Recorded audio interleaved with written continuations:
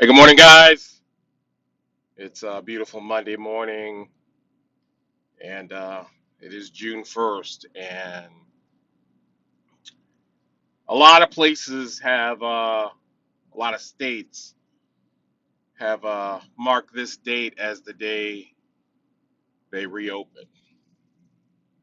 And it's interesting, well, actually, it's terrifying, that on the day that we reopen, um, to, hopefully come to the other side of the coronavirus, the nation is burning.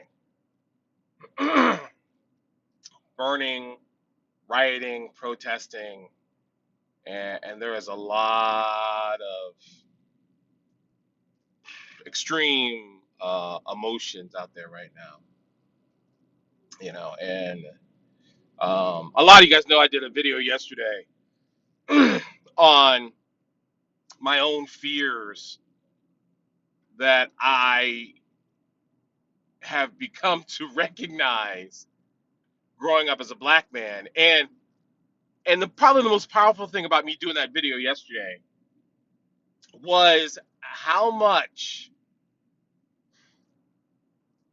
I've minimized my own situation and circumstance because of the color of my skin. And it wasn't, and I got a lot of great feedback yesterday, on the video, and I really appreciate it, guys. I really do, because it's probably, it's the only video that I actually sat down and took notes for, and I still missed a lot of examples of things that I had gone through, but I think I got, at least I hope I got my point across, to myself about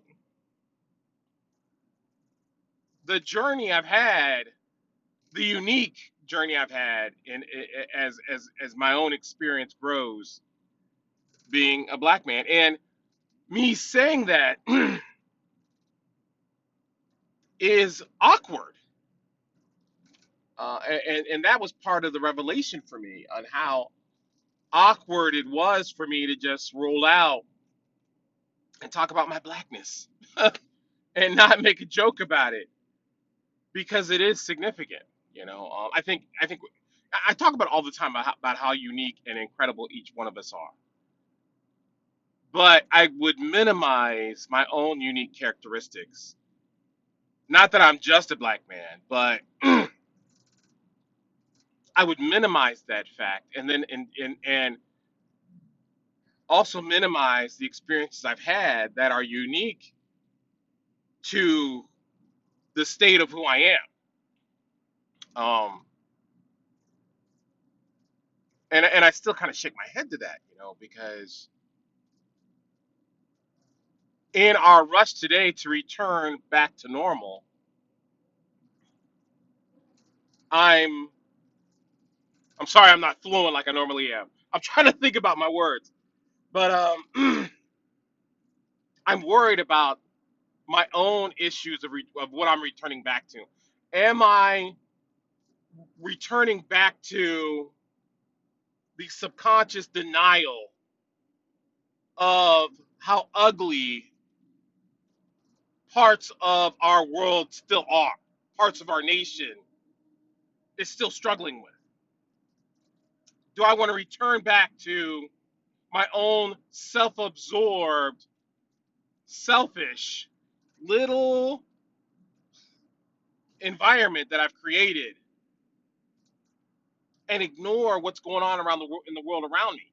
Do I want to return back to that because it's comfortable?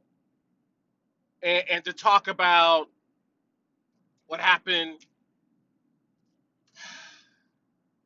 what's been happening in our nation when it comes to violence and injustice is ugly and scary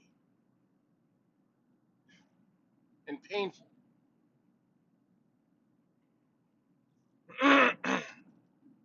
But I was watching an incredible message on Elevation Church this morning, where Pastor Steve Furtick invited Pastor John Gray onto his platform to have a discussion. And dude, It shook me and made me cry. It was so. I'm gonna put a link on it today. I promise you. But it's on Elevation Church, and it's called "Becoming a Bridge." And the timing of that was just powerful, um, because they had a real conversation about connecting, and about people, and about fear, and about the apathy, and about the ignorance, and it was so honest and raw that I couldn't stop listening to it. It's about an hour long. So I was listening to it this morning, while I was shaving and getting dressed. And you got to listen to it. You got to listen to it, guys. And the whole way through, because even the prayer Pastor John Gray gives at the end, it had me in tears. It had me taking a real hard look at myself and how I've contributed to the state of affairs today. There's a reason why the nation is burning. And it's because through our own ignorance and apathy, we've created a lot of kindling, a lot of dry wood and gasoline for a simple spark to ignite. It's been years of us being lazy. And I'm talking about myself because of my own hesitance and fear to speak out. Not just about me being black, but about me being a Christian. I am not nearly as bold as I should be. So so that's going to change. That's going to change. And I hope that, mind you, I don't have a lot of viewers anyways. Um, but I would hope that I am able to open a platform for honest and open dialogue. I had a couple of people contact me about, speaking at their church, and I'm putting it out there. I am more than willing to come to your church and have open discussion about becoming a bridge. I'm gonna put it out like this: I will do it for free. Now, mind you, if it's like off in Alaska or something somewhere, you're gonna have to pay for my flight and my room and board. But it's that important to me. Okay, it is that important to me that we start really actually learning from each other and connecting with each other instead of trying to put these band-aids over social systems and situations that don't heal the deep wounds that are in our cultures.